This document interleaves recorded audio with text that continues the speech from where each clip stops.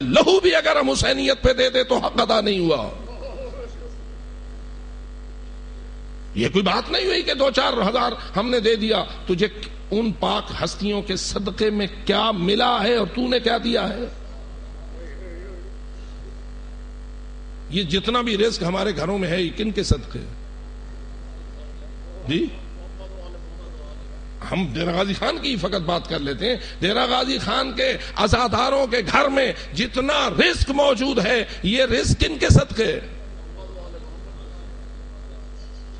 تو اگر سارا بھی دے دے تو حق حسینیت ادا نہیں ہوتا.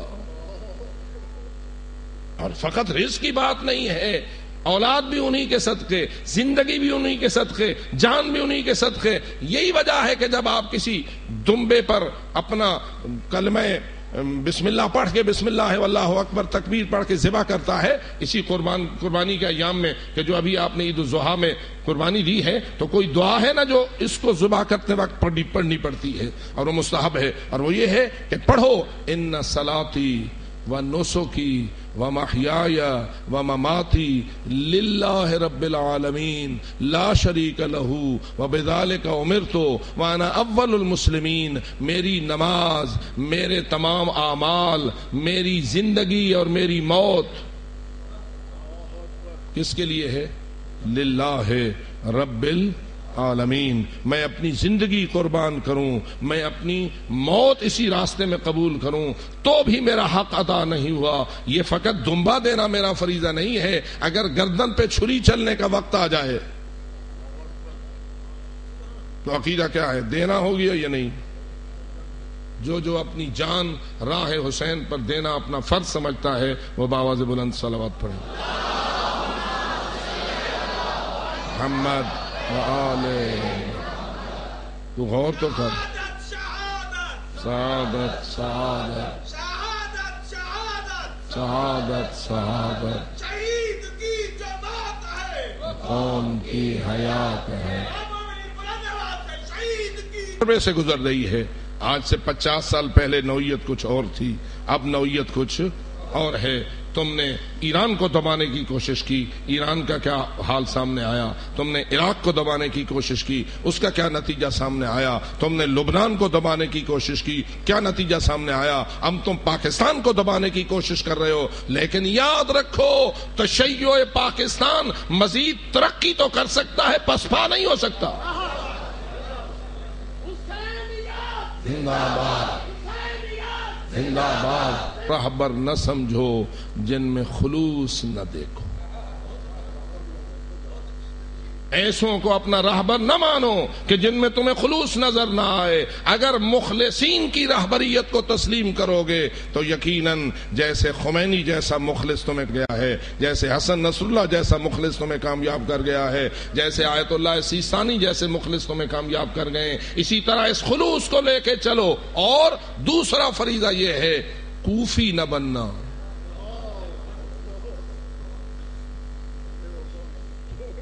کیا نہ بننا؟ کوفی نہ بننا. اللہ جانے وہ کتنا صدمہ تھا سفیر مولا حسین کو. کتنی عظیم ہستی ہے مسلم ابن عقیل. حضرت مسلم کی عظمت کو سمجھنے کے لیے اتنا کافی ہے کہ حضرت رسول اکرم نے عقیل ابن ابی طالب کو یہ کہا تھا، اے عقیل مجھے تو 2 حوالوں سے بڑا پیارا لگتا ہے. ایک حوالہ یہ ہے کہ تو میرے چچا ابو طالب کو بڑا پیارا لگتا تھا. جب حضرت رسالت میں آپ گئے تھے حضرت ابو طالب کے پاس اپنے چچاؤں کو لے کر اور کہا تھا کہ آپ کے اوپر مہمان نوازی کا بڑا بوجھ ہے اور آپ کی اولاد کا بھی بوجھ ہے، ہم چاہتے ہیں کہ آپ کی اولاد کا بوجھ ہم لے لیں اور مہمان نوازی کا بوجھ آپ پہ رہ جائے. حضرت ابو طالب خوش ہو گئے اور یہ جملہ کہا، عقیل کو میرے پاس رہنے دو، باقی میری اولاد لے جاؤ. محمد مصطفیٰ نے کہا علی مرتضیٰ میرے حصے میں آیا. معلوم ہوا حضرت ابو طالب کو عقیل سے بڑی محبت تھی. رسول فرماتے ہیں عقیل تجھ سے چونکہ میرے چچا ابو طالب کو بڑی محبت تھی اس لیے بھی مجھے تجھ سے محبت ہے. اور دوسرا حوالہ یہ ہے کہ اللہ تجھے ایک ایسا بیٹا عطا کرے گا جو میری راہ پہ جان قربان کرے گا, جو اس راہ میں شہید ہو جائے گا. میں اس وجہ سے بھی تجھ سے محبت کرتا ہوں. اور بالآخر وہ وقت آ گیا, امام حسین نے حضرت مسلم نے عقیل کو اپنا نمائندہ بنا کر بھیجا, اور اس نمائندے میں اور اس میں جو خط لکھا حضرت مسلم نے عقیل کے لیے اہل کوفہ کو, تو اس میں یہ جملہ لکھا انی باعث علیکم اخی وثقتی, میں تمہارے پاس ایک ایسے جوان کو بھیج رہا ہوں جو میرا بھائی بھی ہے, جو میرا چچا زاد بھی ہے, جو میرا قابل وثوق بھی ہے, والمفضل من اہل بیتی, اور میری اہل بیت میں سب سے فضیلت رکھنے والا جوان ہے. میں تمہارے پاس اس کو بھیج رہا ہوں, جو اس کے ہاتھ پر بیعت کرے گا اس نے میرے ہاتھ پر بیعت کی ہے. اب ذرا اندازہ کیجئے حضرت مسلم عقیل کو حضرت امام حسین نے کیا مقام دیا ہے کہ مسلم کا ہاتھ میرا ہاتھ ہے, میرا ہاتھ میرے نانے کا ہاتھ ہے, اور میرے نانے کا ہاتھ اللہ کا ہاتھ ہے. جس نے کہ رسول کے ہاتھ پہ بیعت کی اس نے اللہ کی بیعت کی, اور جس نے حسین کے ہاتھ پہ بیعت کی اس نے رسول کی بیعت کی, اور جس نے مسلم کے ہاتھ پہ بیعت کی اس نے امام حسین کی بیعت کی. آ گئے مسلم, لوگ بیعت کرنے لگے, 18,000 کی تعداد بیعت کر گئی. حضرت مسلم نے خط لکھا امام حسین کو کہ حالات سازگار ہیں, آپ تشریف لے آئیے. ادھر سے خط لکھا گیا, امام حسین کوفہ سے روانہ ہونے لگے. ادھر صورتحال یہ بن گئی کہ ابن زیاد کا مقابلہ کرنے کے لیے حضرت مسلم ابن عقیل اپنے ساتھیوں کو لے کر دارالامارہ کی طرف گئے, لیکن کیا نتیجہ نکلا؟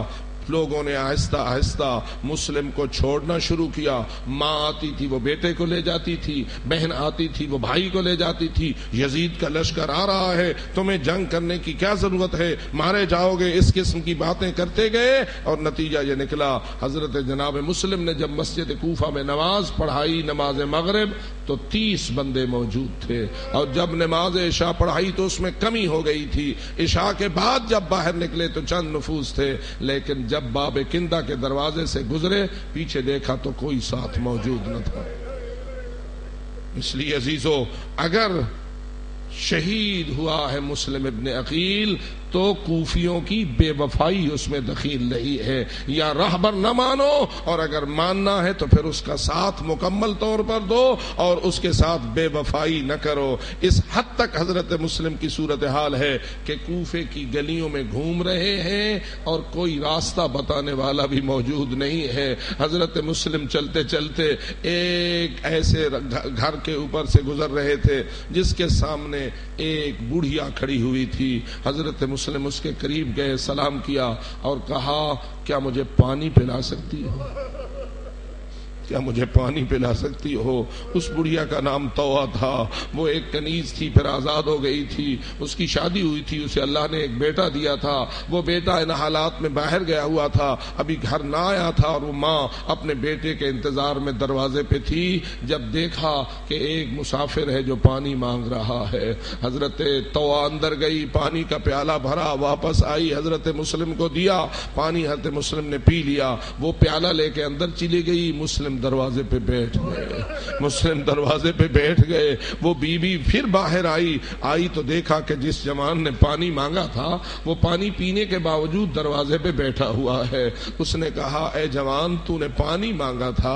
کہا ہاں. کہا میں نے وہ تجھے دے دیا, پھر تو کیوں بیٹھا ہوا ہے؟ پانی پی لیا ہے تو پھر کیوں بیٹھا ہوا ہے؟ مسلم خاموش تھے.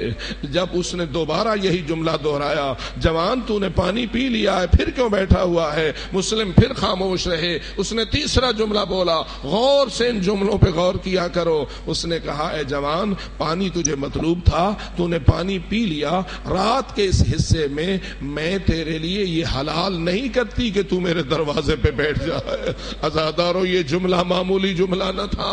حضرت مسلم شریعت کا پابند تھا, حسین کا سفیر تھا, اللہ کے دین کا مروج و محافظ تھا. اس لیے جب جملہ اس بیوی نے کہا کہ میں تجھے اپنے دروازے پہ پانی پی لینے کے بعد بیٹھنا حلال نہیں کرتی۔